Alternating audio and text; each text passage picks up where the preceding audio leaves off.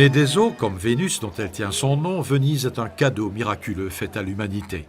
Des millions de touristes venus du monde entier viennent chaque année découvrir les sortilèges de la Sérénissime. Dans cette ville-État, dont la splendeur économique et la puissance militaire se sont imposées au XIIIe et XIVe siècle, s'est amassée une incroyable richesse artistique, architecture, peinture et musique.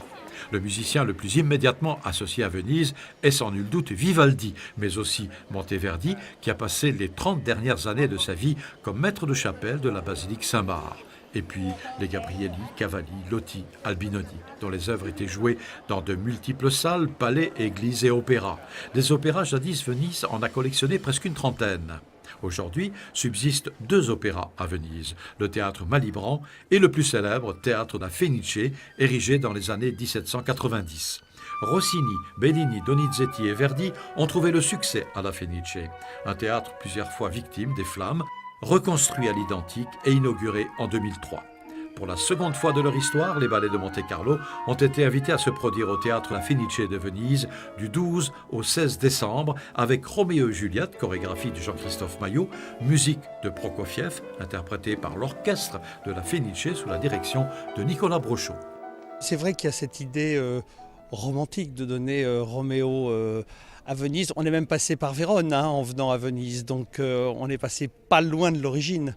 Non, il y a quelque chose de magique, il y a quelque chose de magnifique. C'est vraiment ça c'est quand même des moments rares qu'on aime bien garder dans sa mémoire. Il y en a eu quelques-uns depuis le temps, mais celui-là il est important, surtout avec l'orchestre en plus. Ça c'est vraiment aussi quelque chose d'essentiel.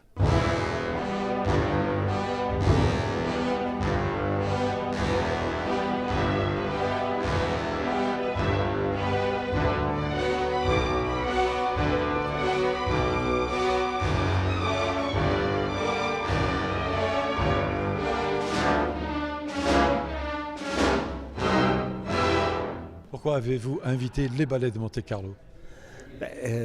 Parce que je pense que c'est une très bonne, je pense pas, je suis sûr, qu'une très bonne compagnie que je connais très bien. On l'a déjà invité en 2010 avec Cendrillon. C'est très bien passé. Avec Jean-Christophe Maillot, on avait décidé de revenir ici, de l'inviter encore une fois. Et on a trouvé le bon moment pour le faire.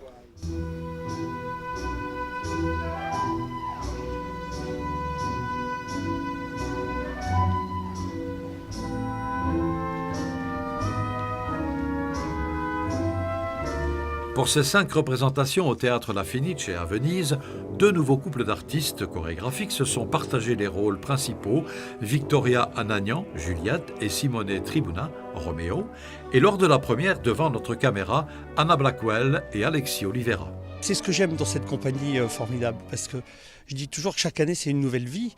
Alexis, il a fait Roméo il y a longtemps, et puis je n'étais pas tout à fait convaincu, et puis il fait un magnifique Frère Laurent. Et puis là, on a eu un souci avec un garçon, et donc il refait Roméo avec Anna, qui elle est vraiment une très très jolie Juliette, qui pour moi s'approche au plus près de ce que Bernice Kopiters avait pu créer dans ce rôle. Il y a une maturité, c'est vraiment la Juliette comme je l'imagine, pas enfantine, une forme d'innocence, mais femme très, très décidée, prenant les choses en main, décidant de son destin, de ce qui va lui arriver. Et elle a cette, Anna Blackwell, elle a cette puissance-là, de cette femme, comme Bernice, finalement assez discrète et assez timide, assez humble dans son travail. Et quand elle arrive sur scène, il y a une forme d'explosion absolument incroyable. Et c'est très agréable et magnifique, après 20 ans, de voir ce personnage vivre de cette manière-là.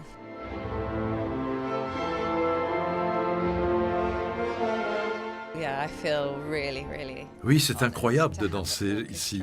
Je me sens vraiment très honoré, avec en plus l'orchestre de la Fenice pour nous accompagner. Et puis, pendant que je danse, d'apercevoir tout ce décor magnifique de la salle, je pense que j'ai vraiment de la chance d'être ici. Là, on s'est trouvé avec Anna il y a quelques semaines pour répéter. Et c'est une partenaire magnifique. Elle est magnifique. J'ai beaucoup de chance aussi, après ce temps-là, de pouvoir danser avec elle aussi.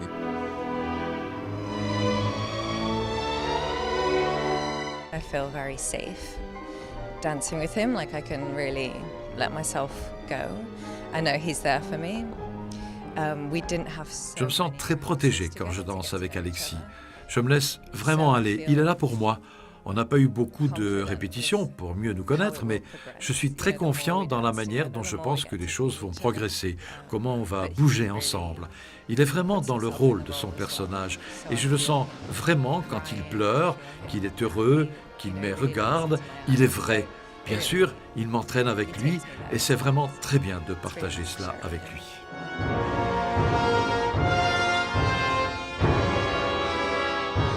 Il y a beaucoup de choses qui s'ajoutent. C'est le théâtre, c'est un nouvel partenaire, c'est l'orchestre aussi qui nous amène aussi. C'est bien c'est parce que chaque instrument aussi, ça nous réveille un sentiment. Alors, c'est aussi génial de pouvoir avoir tout ça ensemble dans ce théâtre magnifique. Au Théâtre La Fenice de Venise, les 5 représentations de Roméo et Juliette de Jean-Christophe Maillot, musique de Prokofiev avec l'orchestre du Théâtre La Fenice dirigé par Nicolas Brochot, ont été des succès longuement applaudis par le public.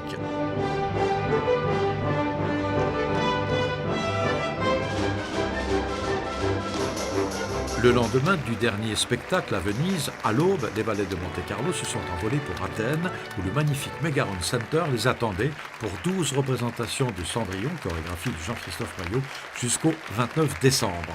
Mais les équipes de la compagnie de ballet de Monte-Carlo, techniciens et artistes chorégraphiques, ne sont pas prêts d'oublier ces moments de grâce et d'émotion vécus sur la scène de l'un des plus beaux théâtres du monde, La Fenice de Venise. Espérant, qui sait, y revenir un jour, comme le suggère une étymologie du nom de Venise, Veni Etiam, revient.